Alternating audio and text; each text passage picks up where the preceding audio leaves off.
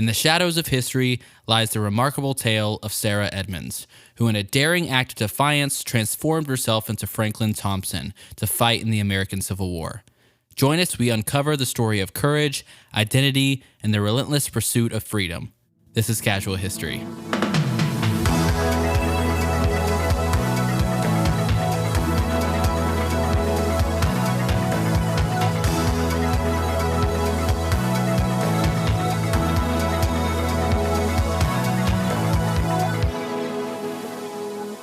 Welcome back to another episode of Casual History. My name is Jacob, and of course I have my co-host, as always, Jeffrey, right here with me. How you doing, Jeff? Sorry to be a disappointment there, Jake. My name is John. I'm actually taking over for Jeffrey in this episode.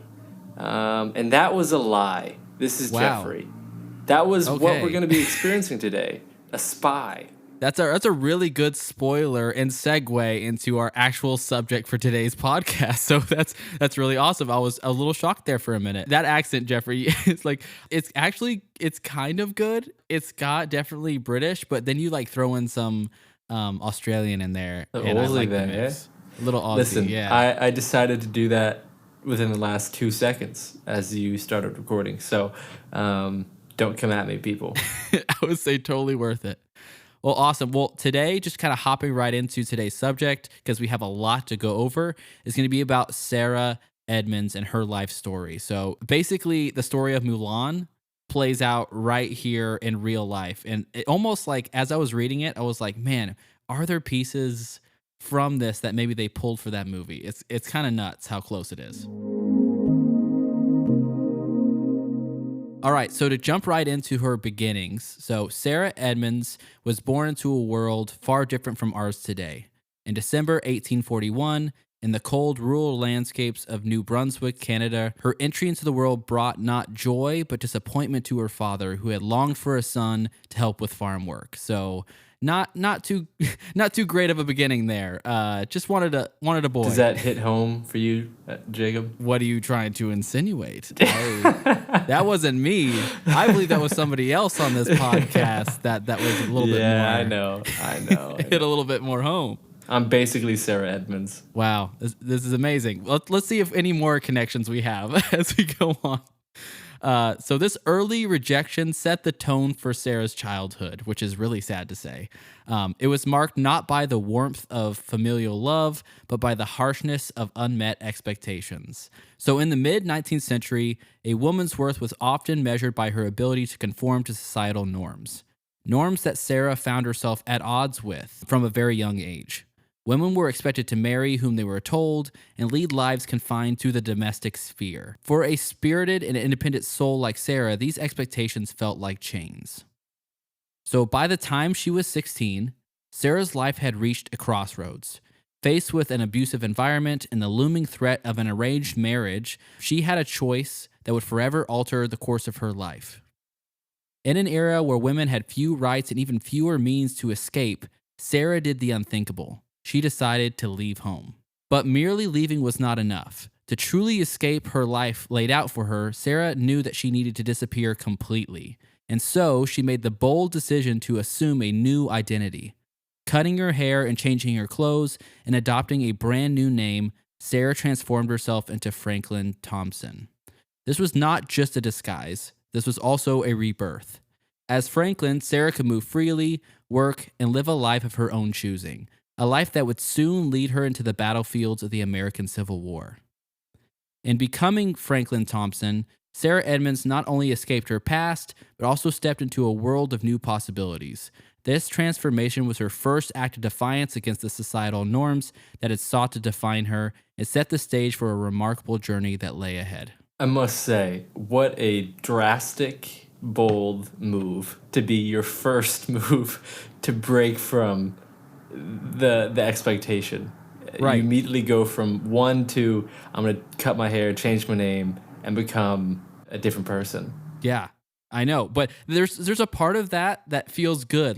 Has there never been a point in your life, Jeffrey, where you're like, you know how nice it would be just to be like, yep, I am now transforming into this person, and I'm just going to go live an entirely different life. I think secretly we all hold that weird want that somehow that sounds nice.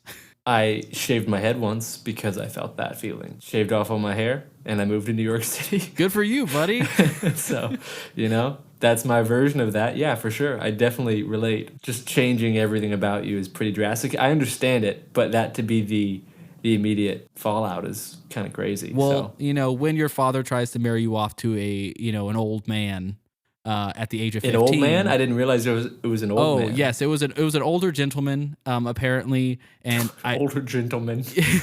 Yeah, that's the polite way to say it. He was an older gentleman. Old bag of bones. And in fact, in some of the information that I had actually read, it kind of reads as a little bit of a creeper. I don't know if that's a real little bit of a context. creeper. I'm pretty sure anybody who's trying to marry willfully a 16-year-old is a full-blown creeper. So we can call him a bag of bones. This is also a different time. I totally agree with that sentiment now. Different time, same sentiment. Yeah. Well, apparently he was known for being a little bit of like stare a little bit too long. So a gross human. So enough for her to go. Yeah, we can agree. He's a "Screw bag of this." bones, man. A bag of bones. Yeah, that was plenty enough for her to be like, not only am I running away, but I'm not getting caught and getting married to this man, I have to completely change who I am. Can I ask you a question before we move on? Yeah, of course. She picked the name Franklin Thompson. Yes. If you were to change your identity, what would your new name be? That's a really great question. It would have to be something super cool. Like I would want it to be. Hit me with it. Like it'd be like Henry Knightsbane, like something totally out of like a fantasy book, like super cool. Henry. Oh, hold on. Henry Knightsbane. Yes. Is your super cool new name? Hell yeah! You're walking down the street. You're introduced to this brand new, really cool, awesome looking dude that just doesn't seem to have a care in the world. And he introduces himself as Henry Knightsbane. Do you think that guy's a loser or a winner? I think that guy needs to go get some help because he changed his name from Jacob to Henry Knightsbane. I'm going to do that now just because I can. Why would I? What about you, Jeffrey? Let me just turn that question around on you. What would your name be? Clint Eastwood, obviously. So, gotcha. So you want to be Harrison a copy. Ford. I'll be Harrison James. Harrison James. I would just mesh all of them like Jesse James. I like it. I would mesh the names together. That's good. That was the closest immediate thing I could think of on the spot. Henry but thank you for that question. Knightsbane. This is why people listen right here for this kind of content. You guys listen to this podcast and support us for this kind of questioning. So I hope you're still sticking around for the story. What does Knightsbane even mean? I don't know, man. I read too many fantasy books. Now you're searching it up. I hear the heavy clicking of those. This is too early. Nightshade. Nightshade, maybe even cooler. Okay, cool. I'm open. Jumping back into the story of Sarah, though, who we're really here for, Jeffrey. So this transformation from Sarah to Franklin was not just a change of clothes and a haircut. It was a radical act of self-preservation and defiance. And in the mid-19th century, the concept of a woman disguising herself as a man to gain independence was unthinkable to many. Yet for Sarah, it was a necessary step towards freedom. As Franklin Thompson, Sarah investigated the world that was vastly different from the constrained life that she had known. She had found employment as a traveling Bible salesman, which, what a job. A role that allowed her to move across states, interact with a variety of people, and hone her skills that would later serve her well in her espionage and combat.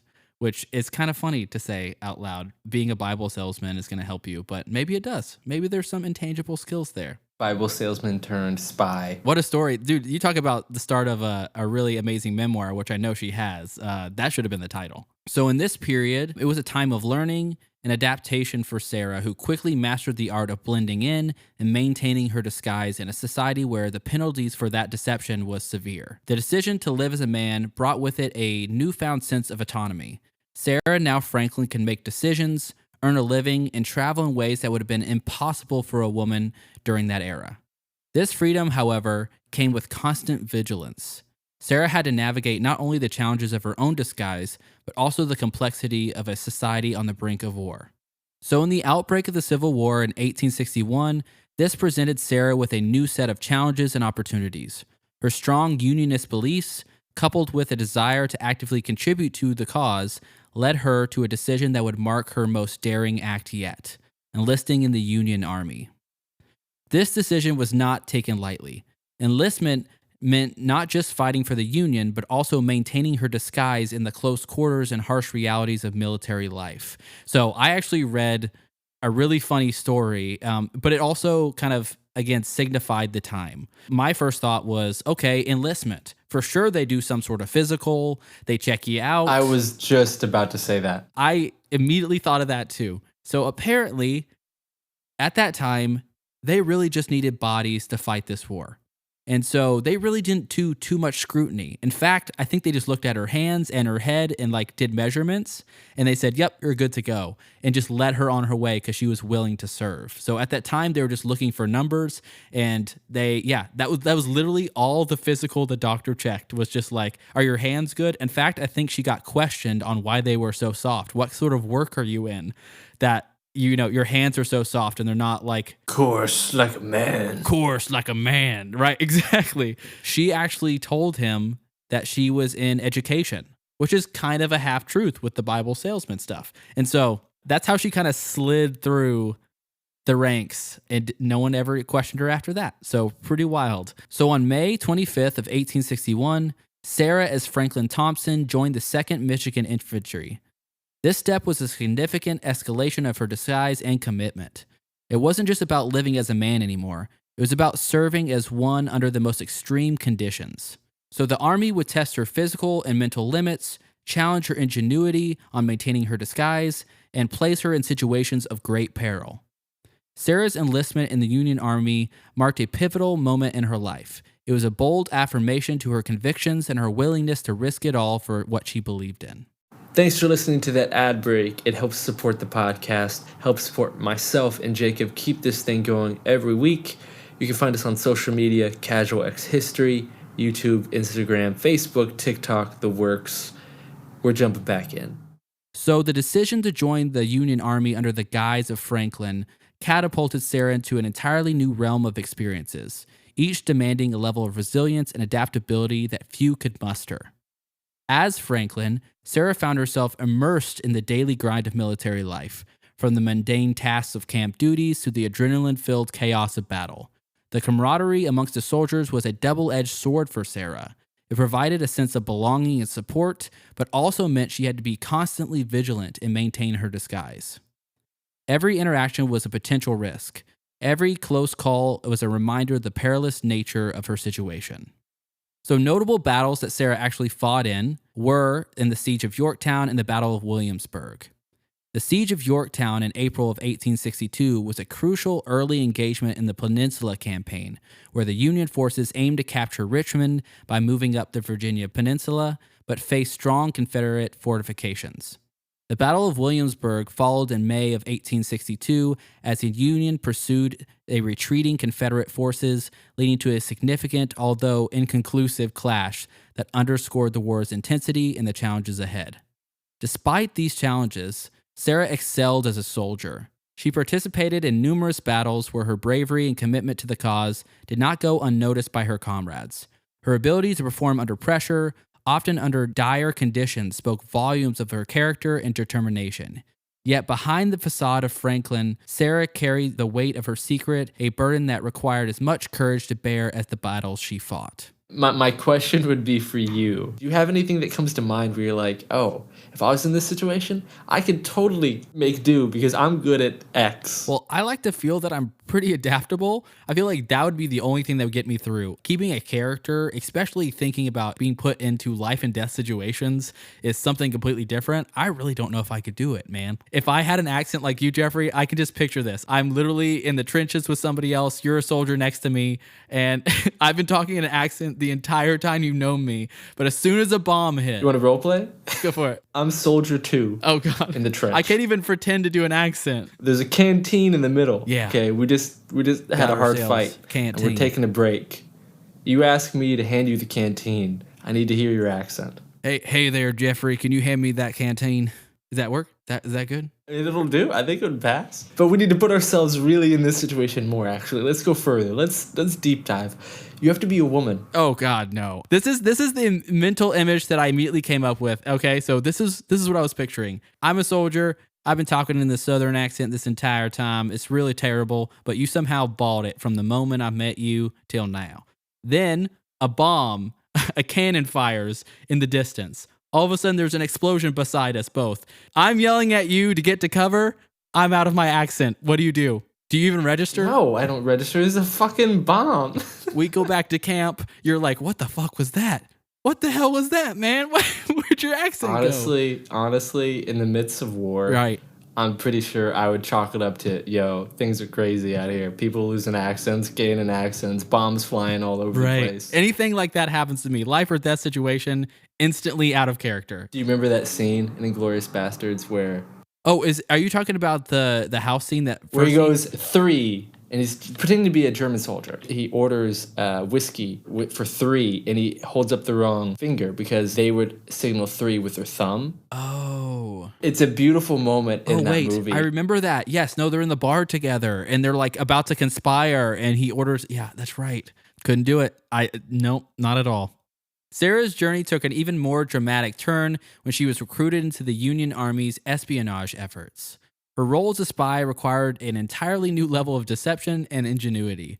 Sarah adopted multiple disguises, transforming herself beyond Franklin Thompson into various characters that allowed her to gather crucial intelligence behind enemy lines. So I wanted to kind of go over a couple of these, but I just want to address also the elephant in the room. Yes, so Sarah's pretending to be a man, and then she's also pretending to be another person through these espionage acts. So I thought that was hilarious. And I immediately thought of the Tropic Thunder quote of I'm a dude disguised as another dude. That whole thing. This is very much what's happening. I don't drop character to the DVD commentary. Exactly. And so I'm just going to talk about a few of her characters. And so the first one was espionage as Cuff was her name.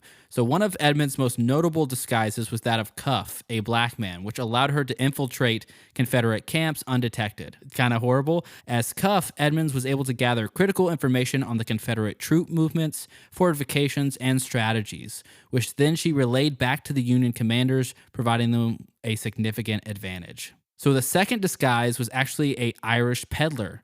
So another persona that she adopted was that of Bridget O'Shea, an Irish female peddler. This character allowed her to move freely among the Confederate camps, selling goods while covertly collecting information.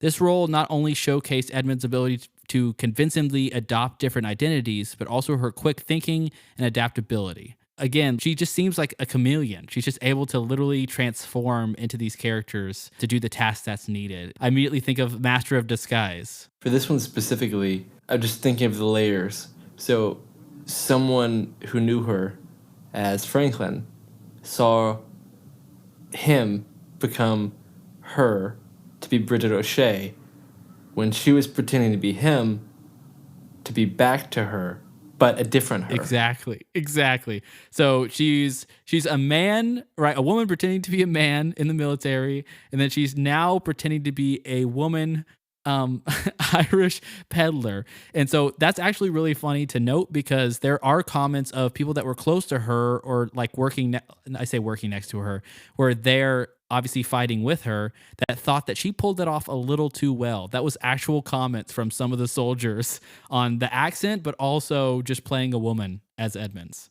So in this phase of her service, it was marked by daring missions, close encounters with enemy forces, and the constant threat of discovery. Each mission was a high-stakes gamble, not just with her own life, but with the success of the Union efforts. After serving valiantly, both as a soldier and a spy, Sarah's journey took another turn.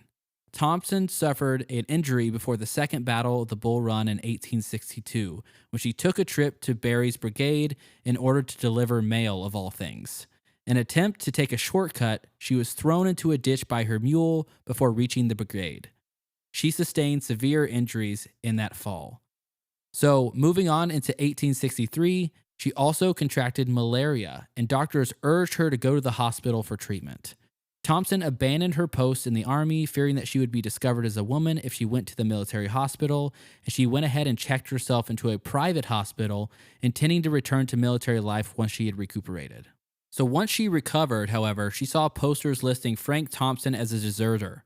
Rather than return to the army underneath another alias or as Frank Thompson and risk execution for desertion, she decided to serve as a female nurse under her real name at Washington, D.C. Hospital for Wounded Soldiers, run by the United States Christian Commission until the end of the war. So the harsh realities of war were nowhere more evident than in the medical camps, where injured soldiers were brought from the front lines. Here, Sarah found a different way to contribute to the war effort. Her transition from nursing allowed her to tend to the wounded, providing care and comfort for those who dire in need. Sarah's time as a nurse was marked by long hours, scarce resources, and the emotional toll of dealing with constant suffering and loss. Despite these challenges, though, she was able to approach her duties with the same dedication and resilience that had defined her time in combat and espionage. Her work in the medical field highlighted not only her versatility, but also her deep empathy and commitment to helping others. So when the war ended for Sarah Edmunds, a new battle began. The fight for recognition and the struggle to rebuild her life in a peacetime world that was vastly different than the one that she had left behind. After her discharge, Sarah faced the daunting task of reintegrating into civilian life. In 1867, she married Linus Seeley, a mechanic, and together they started a family. However, the shadow of her past life as Franklin Thompson lingered. Her children's early deaths were also a profound loss, leading to Sarah and Linus to adopt two sons, seeking to fill the void left by their tragedies. So Sarah's life post-war was not just about personal recovery. It was also about securing her place in history and ensuring that her contributions were not forgotten. So she embarked on a journey to clear the charges of desertion that had been placed against Franklin Tomlinson and claim the military pension she deserved for her service. In 1864, Sarah published a memoir, Nurse and Spy in the Union Army, under her real name, bringing her incredible true story to the public eye. This book was a commercial success, and Sarah used the profits to support various soldiers' aid organizations. Her narrative offered a unique perspective on the war and highlighted the contributions of women in combat roles, challenging traditional narratives of military history. Her memoir's publication and the subsequent speaking engagements allowed Sarah to share her experiences, contributing to the growing discourse on women's roles in the military and in society. She became a lecturer, using her platform to advocate for the recognition of women soldiers and their rights. Sarah's efforts to clear her name and secure her pension were eventually recognized by Congress, which granted her a discharge certificate and a pension in the late 1880s.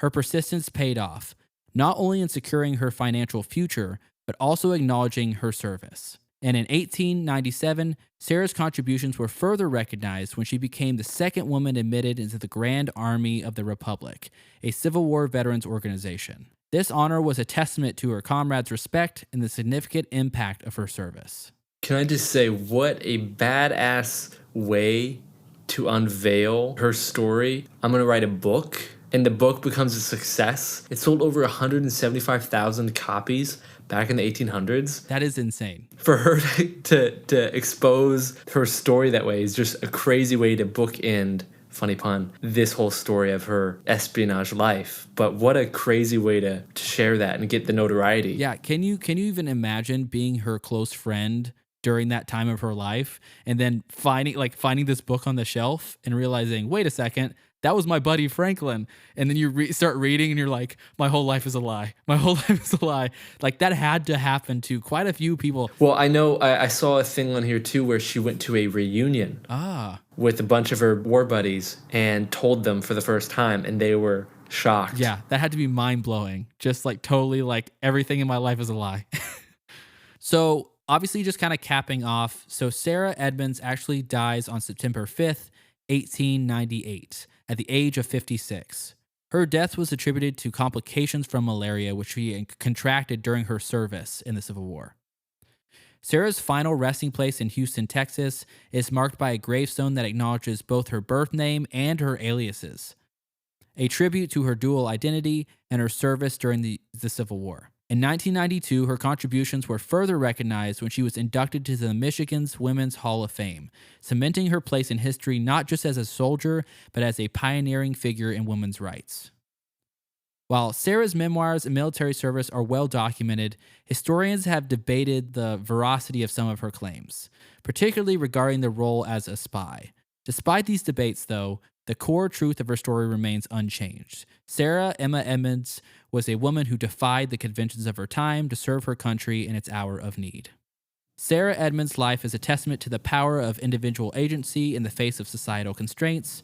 Her decision to disguise herself as a man, serve in the Union Army, and later advocate for herself and other women soldiers demonstrates a remarkable resilience and commitment to challenging the status quo.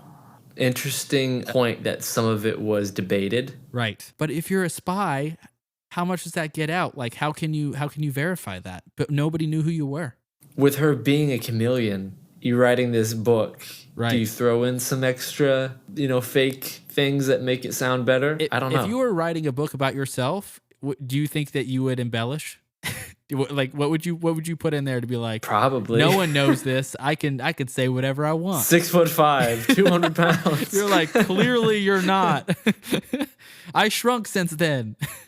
Yeah, I mean, there's a lot. Obviously, the fact that it's well documented that her actual service time is interesting, but I like that it's super pinpointed, right? Because it makes sense that part of her journey, if like, again, if that is true, I can imagine why that's hard to corroborate. Like, who are you talking to get sure. that? Like, you're hiding amongst people that don't know who you are, think you're another person. There's no way that someone's going to be able to research and find that directly unless, like, by happenstance or luck. I can see why historians are like, well, there's really no way that we can 100% confirm that, but at least her record of service for sure, which is admirable in itself, is such a huge thing. Leads to a really amazing story. And yeah, I immediately read this and was like shades of Mulan, but I can't believe this actually happened in real life. Well, great podcast. Thanks for bringing it in. Great story. I'm going to remember your spy name forever now, and you're going to be changed in my phone book. Just call me Henry. Henry Knightsbane. Henry Knightsbane. Thanks for listening. Thanks for subscribing. Please make sure to give us a like on Instagram, TikTok, YouTube, wherever you listen to your podcast. Casual X History. We will be back next week with another episode. This thing is weekly. You know the deal. We'll see you. All right, see you next week.